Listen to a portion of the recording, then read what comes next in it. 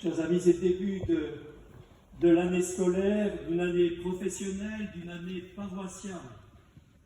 Et nous avons choisi, et je suis admiratif de votre choix. Vous me donnez du courage, en étant venus aussi nombreux, vous mettre, nous mettre, sous la protection de Notre-Dame de Vézelay. De nous mettre ensemble, en ce début d'année, à l'écoute de la parole de Dieu. Mais quelle parole pour ce début d'année! Avec un tel évangile, me disait un ancien collègue de travail agnostique, vous n'allez pas attirer grand monde. Prendre sa croix, perdre sa vie. Pensons-nous, nous aussi, que c'est un évangile rebutant?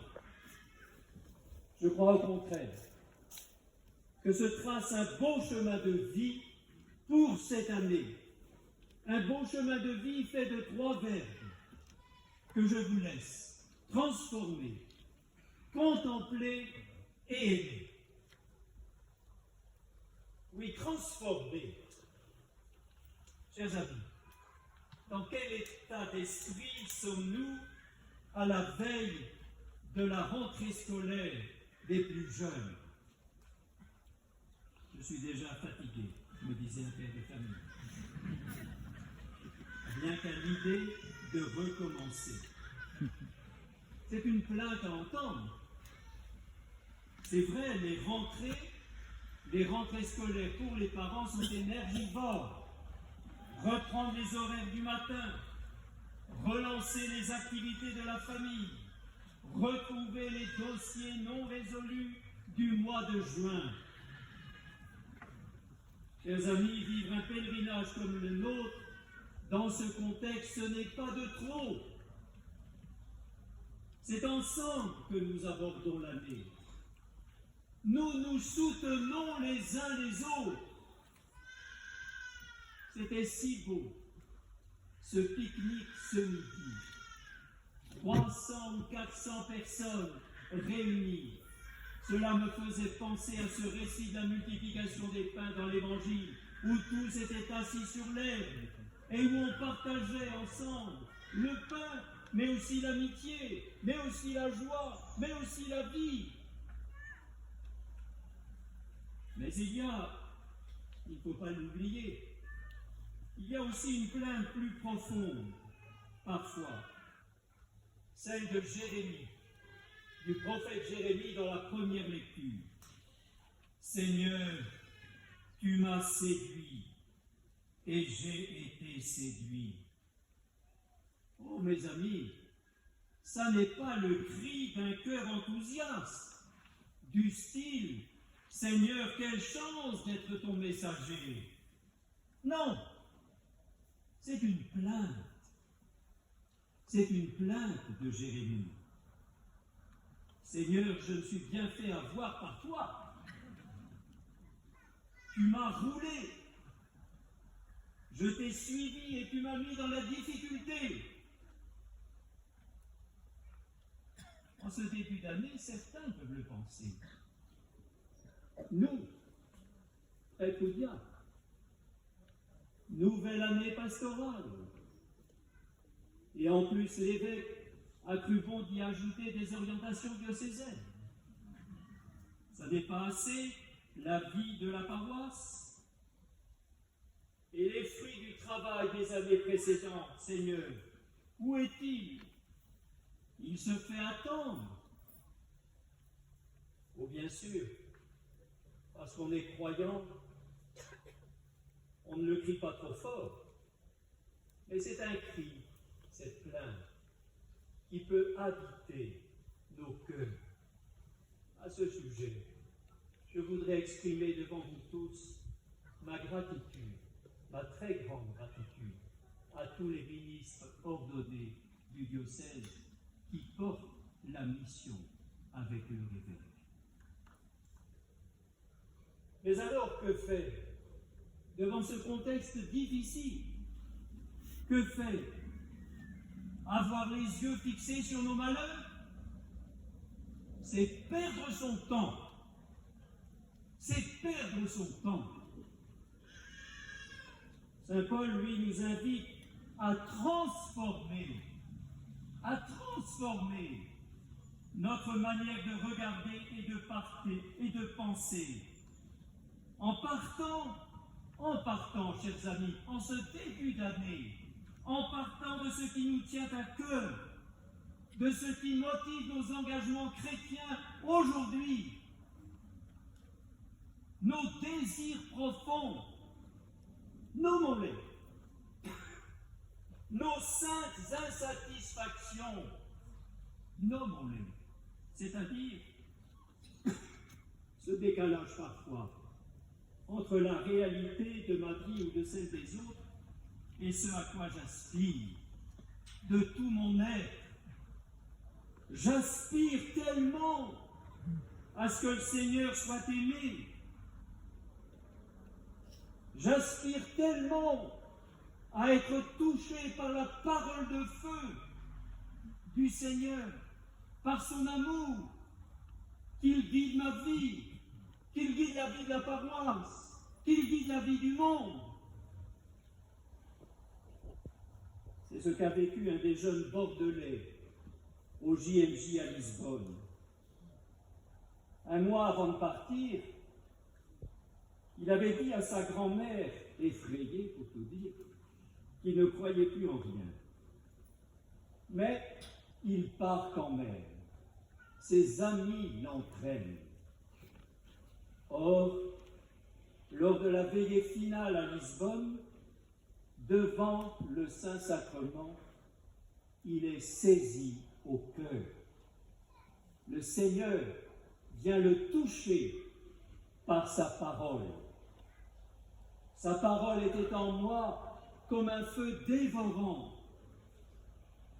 car le Seigneur et son désir, c'est bien de toucher nos cœurs, nos personnes, de s'adresser à chacune et à chacun de nous et de guider toute notre année. Oui, transformer nos cœurs et contempler cet amour du Seigneur à notre égard, cet amour qui agit dans nos vies, c'est l'Évangile. Il est déroutant cet Évangile, chers amis. Voilà Simon-Pierre dans une posture bien difficile. Il est parti dimanche dernier, vous vous rappelez, il est parti tout feu, tout flamme. Tu es le Messie, tu es le Fils du Dieu vivant. Et voilà que ce dimanche, pour le pauvre Pierre, c'est une vraie remontée de bretelles. Non, maître ne va pas à Jérusalem pour y mourir. Car c'est vrai, la croix nous répugne. Les disciples seraient-ils condamnés à être d'éternels masochistes ou bien d'éternels vaincus? Ça peut habiter nos cœurs. Et voilà la réponse du Seigneur, cinglant. Arrière, Satan. Tes pensées sont celles des hommes et pas celles de Dieu. Oh, la semaine dernière, oui, tu étais habité par les pensées de Dieu et tu as affirmé ta foi. Mais voilà qu'aujourd'hui, tu te laisses reprendre par les pensées humaines, trop humaines. Alors, Seigneur, quelles sont-elles, les pensées de Dieu? Les voici. Contemple la croix du Christ d'abord. Contemple l'amour qui va jusqu'au bout, qui est prêt à tout pour sauver ce qui était perdu. Lui, le Christ, ne regarde pas la dépense, il ne calcule pas, il regarde l'homme qu'il veut sauver. Il prend sa croix sur ses épaules parce qu'il nous aime. Parce qu'il nous aime. Les premiers chrétiens, chers amis, j'aime me les rappeler, nos frères et sœurs chrétiens d'Orient, les premiers chrétiens avaient une horreur de représenter le crucifix, le Christ en croix. Le premier crucifix, on ne trouve qu'au 4e, 5e siècle. On n'aimait pas représenter le Christ en croix. Alors, on représente la croix glorieuse d'abord, avec des pierres précieuses à la place des plaies, parce que c'est notre foi, c'est la croix du Christ, ressuscité, vivant et vainqueur. C'est cette croix-là que nous regardons.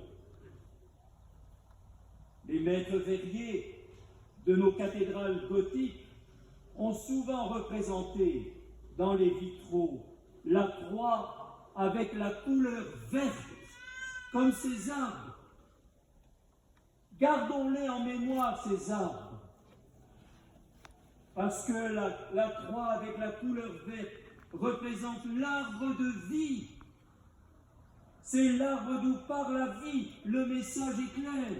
Les maîtres verriers l'avaient compris.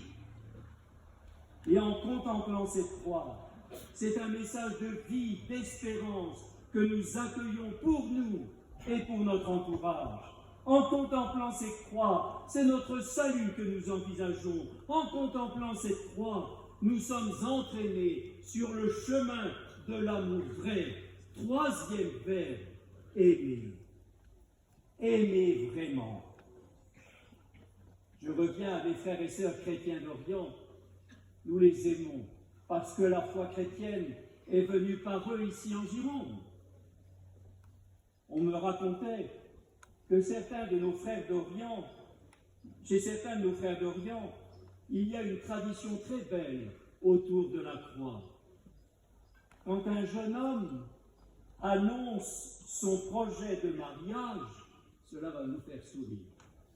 Quand un jeune homme annonce son projet de mariage à ses amis et à sa famille, ses proches lui disent qu'il a trouvé sa croix. Celle qu'il doit aimer et porter, parce que la croix nous rapporte l'amour vrai et total. Alors, le jour du mariage, dans cette tradition chrétienne orientale, le jour du mariage, les fiancés apportent à l'église un crucifix qui sera béni, et ils seront invités à prier devant ce crucifix tous les jours, d'où leur vie de couple. C'est le même geste. Lorsque l'évêque est installé à la cathédrale de Bordeaux, quel est le premier geste quand il entre dans la cathédrale? C'est ce qui s'est passé il y a 3 ans et demi. On lui présente la belle croix du chapitre en ivoire. Et d'une certaine manière, on lui dit à lui aussi, l'évêque, tu as trouvé ta croix, le diocèse qui t'est confié. Et on peut dire que les gens on leur dit la même chose. Regarde bien l'évêque, tu as trouvé ta croix avec lui. Embrasse la croix. Et nous la prenons, cette croix. C'est un acte de foi. En l'embrassant, nous disons que l'amour peut faire toute chose nouvelle.